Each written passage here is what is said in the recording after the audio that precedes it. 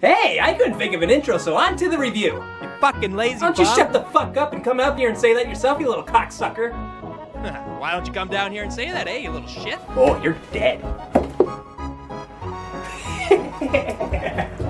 Oh, you're so dead. Oh, fuck no.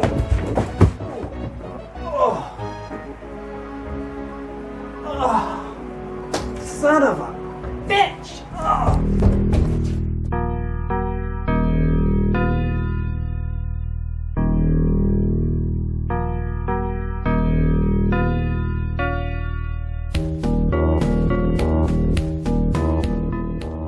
El Viento, it's that type of game that falls into that obscure pile that only a handful of people will know about. It was created by Wolf Team, probably best now known as Namco Tales Studio, and they created games like the Valis and the Tales of series. Although, the games that were made by Wolf Team that'll be remembered most by the internet are probably these two games. Why? Because it's a Sega CD and everyone loves to make fun of that awkwardness of a console add-on. But even then, the then Wolf Team wasn't really a common name over here. My guess is their games had that heavy anime style which North America still wasn't ready for at the time, I guess. But it still made its way over here, and Jesus Christ! Look at that box art we got for it! That's fucking gross! What was so wrong about showing what the game style really was? I don't see anything wrong with the Japanese. Oh, gotcha. Boobies! Boobies! Boobies! Boobies! Boobies!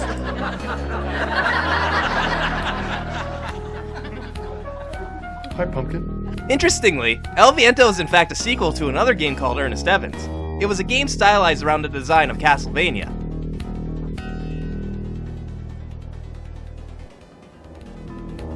What the fuck is that thing? That isn't me, is it?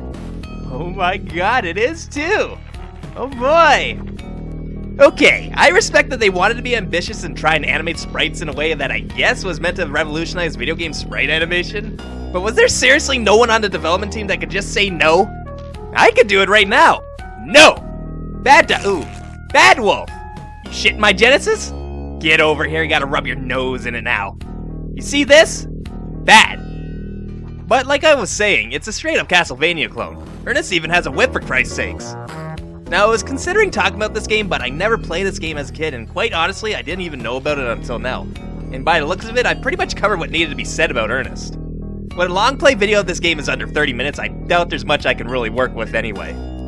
But we're not here to talk about this game that no one's gonna give two shits about. No, it's time to talk about this game that most who watch won't give two shits about. Oh, fuck. So the year is 1928. A tornado, in quotations, for whatever reason, is approaching to create a dreadful world. Now it has a name, El Viento, and it just started apparently. Meanwhile, in New York, the skyscrapers are about to be overwhelmed by an evil power. Believers who worship a being called Hastur is planning to resurrect him. The leader of this religion is Henry. You see, that's how you use quotations, game. Right. But anyway, he's the bad guy, who will stop at nothing to summon Hastur. The other is Restiana. You know the reason why we got that god-awful box art? Ugh. Anyway, apparently she's been given powers by Hastur himself. I guess the last villain of any interest is Vincent DeMarco, the kingpin of the New York Mafia. Ah, so Vincent is just a not Al Capone. And I spoke too soon. Not really, because it's my video, but that is actually Capone. They just changed the name for whatever reason, at least according to TV tropes. But have no fear, a girl has appeared! I know that sounds stupid, shut up. Say hello to Annette Myers. This is who you're going to play as, and of course is destined to battle these Hastur bastards. Alright, I'll stop with the rhyming because I'm over it too. So, welcome to El Viento. Oh, you're one of those games, aren't you? Okay, I know I'm nitpicking here, but come on! If it has absolutely no purpose for being there, then don't! So Annette plays very similar to most run-and-gun games like Mega Man and Contra, although instead of guns, she uses bladed boomerangs and magic to kill her enemies. And he just fart when he died? Oh wow, they do too. Now this is my kind of game. Actually no, that's getting annoying. Some may say just avoid the noise by avoiding them. Well, you can't really do that as it has a very small RPG element where instead of points, you get experience that levels up your health. But I admit I exaggerated the noise so I could talk about this RPG element with some flow. So I'm sorry for lying. Not really sorry, you should know this by now. So, for the most part, Stage 1 seems to fit the feel of the game pretty well. You have mobsters to fight, and the style does fit the 1920s. Although, I don't remember having motorcycles back then. Oh well, that's at least my worry since this game is kinda hard. Now, that's not to say it's brutal, as with time you'll learn the best ways to take these guys out, but Annette is just not ready for this kind of punishment. And chances are newcomers will be lucky to make it to the first boss with even a quarter of their health left. Hell, some may even be overwhelmed at this part. Did you see that? Look how much health that took! Fuck you! Oh man, no! Yeah, how the hell do you not get hit by those things? The fucking boomerangs ain't gonna take all of them out. Oh good, I died. Game over. Fuck right off!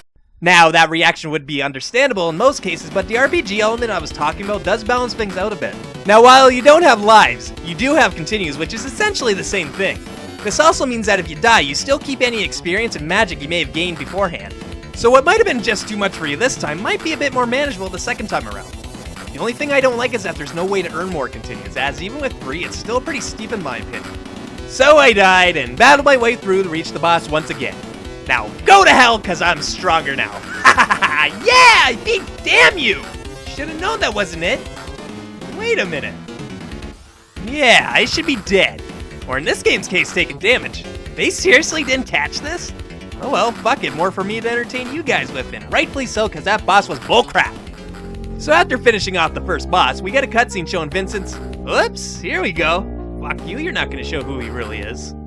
He tells Annette that he always wanted to resurrect Haster and tells her to go to Mount Rushmore because she'll find something interesting. Oh, I see. Okay, I don't see. This is Rushmore? I've never been there, but I seriously doubt it looks like this, or whatever, I know. Video game and blah blah blah. I will say this, though. This level's a lot more quiet than before. I don't think there's any real enemies here besides these totem pole heads and these things if you think they count. So they gave us a balls to the walls difficulty in the first level, but make this level nearly impossible to die? I'm not exaggerating, look at this. You don't even take damage from falling into this pit, let alone die. Hey, I'm not complaining. This part would have been hell if they didn't do what they did here, and I'm grateful that they did what they had to, but Jesus fucking Christ, and oh my God. Out of that game, it's just random. Out of that game, it's just random. Out of that game, it's just fucking random, and oh my God, that's annoying! But anyway, I will say the boss is interesting at least. Although I could say that about the entire fucking level. It's easy, but interesting. And I admit destroying all those logs are a lot more fun to me than what they should be. So after you defeat her, you'll find out that Restiana is gonna be sacrificed. She thinks otherwise, but she's blonde? I don't know, it's the only reason I can think of why she wears the dunce cap.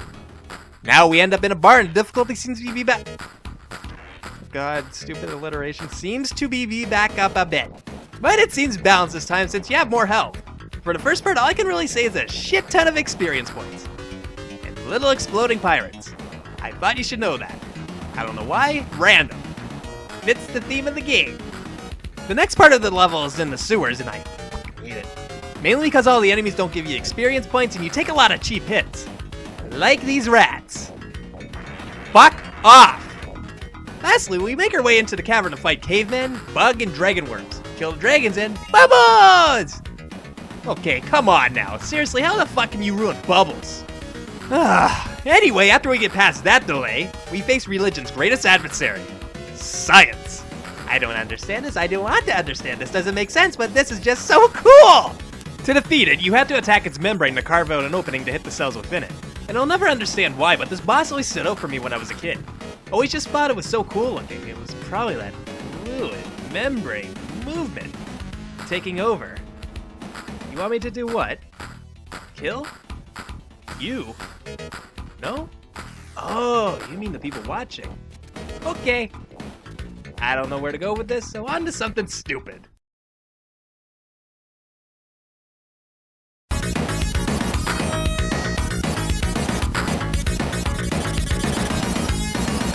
On to the next level, where we ride a dolphin.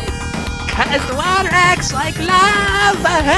Yes it does. I fucked up and fell off the dolphin and it doesn't come back fast, so I have to wait for this stupid asshole piece of shit and cocksucking dolphin, and then this big ass squid appears.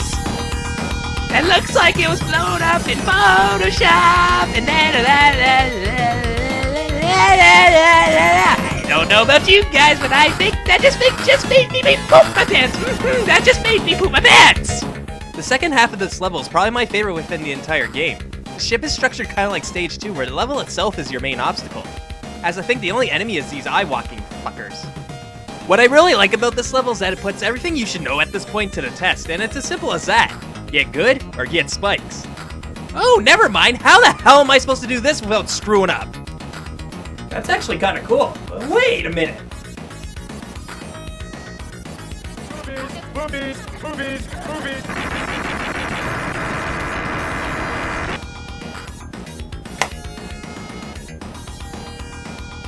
Oh! The only part I don't care for is here. Seriously? Again?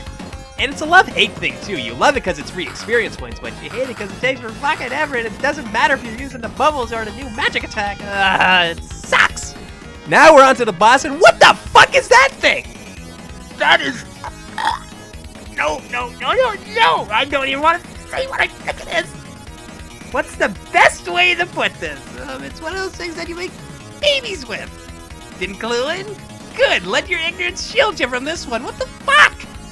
So after you beat that, you run into Capone, and fuck you, your face is being shown here, you little prick. Annette tries to reason with him, trying to prove that bringing back Castor would be a bad move for him, which translates to, you're a fucking dumbass if you follow through with this. I also love the bargaining chip Annette's able to use to make him retreat from his idea. Okay, I will do what you say if you can succeed in passing through the temples in the canyon. And? No get me precious item? No kill someone? Seriously, you'll fuck off and Annette beats the level? Is this game like self-aware now? I've never seen this anywhere. It's like the developers were like, fuck it, we don't even show his face. So we'll have him send Annette to the Grand Canyon because we had to fit the level in somehow. Oh my god, get off! Okay, bats are not supposed to be that deadly. At the most they'll knock you into a hole, but they're supposed to be easy to deal with. Why the fuck are they this fast? Like, come on, I can't even outrun the little shit. Oh my god, will you fuck off? Yeah, stay on the ceiling. Oh, great. Well, at least I somehow lucked out and killed that one. That better not be a regular thing now, because that's fucking bullshit. Well, besides that crap, I actually enjoyed this level. The music is probably the best for the entire game, though that's not to say the other tracks aren't. In fact, I think the good music is the most consistent part about this game. So, defeat some gargoyles and a couple of these things, get another power-up, which is essentially the stronger version of your first magic attack, and then on to the next boss, and oh boy, bubbles! But I think this is the best boss in the entire game when it comes to battling it. I would say creative, but realistically, most of them are. They may not make any sense, but they are interesting, and you always have to approach each one in a different way. Like for this one, you can only damage it with your boomerangs, but the bubbles it shoots out can catch them and preventing you from using them. So you have to break them free with your magic attacks. I know I've given this game a lot of shit so far, but for an early Genesis title, it's honestly not that bad. It might be really weird, but I've seen a lot worse. And it plays and moves fine, and at this point I never felt like the game killed me. If I died, it's because I sucked. The only thing I don't really like so far is the game's difficulty, as it's all over the place. At this point, stage 1 is still the hardest, and the bats, well, yeah, I'll say it again. They can fuck right off. Oh wait, no, get rid of the right. They can fuck off!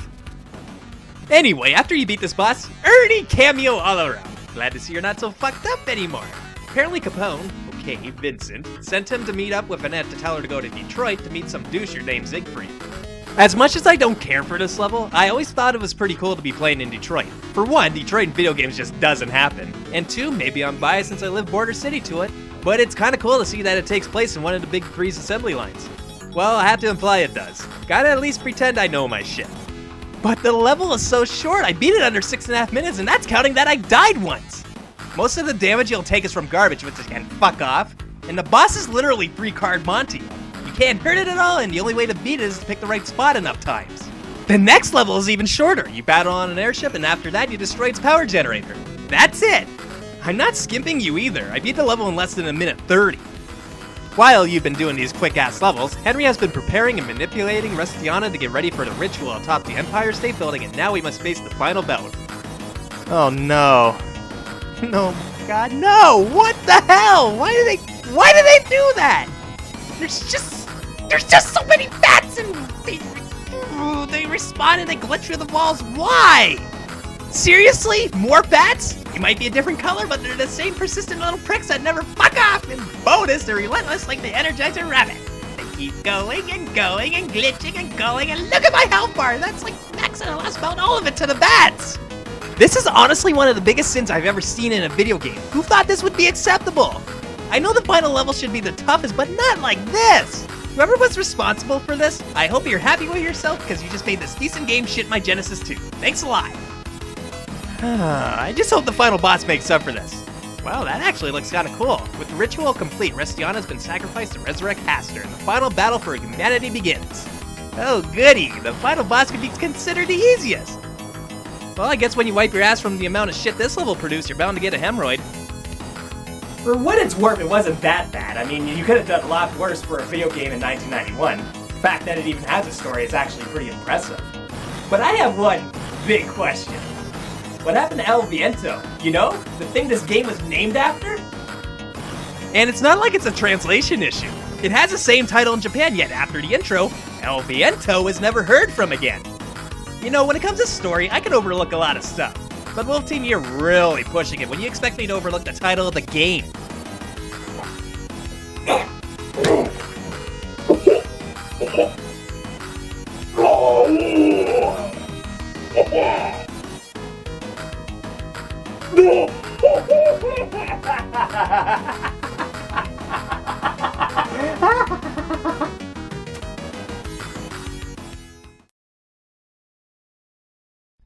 Hey, did you know I have this awesome thing called a Facebook page? Yeah, apparently you can use it to keep up on what's going on with all things related to dirtbag gaming. And I also want to give a big thanks to my dad, because my memories of him falling down the stairs was my inspiration for this intro. But anyway, I hope you guys enjoyed it. I will see you soon.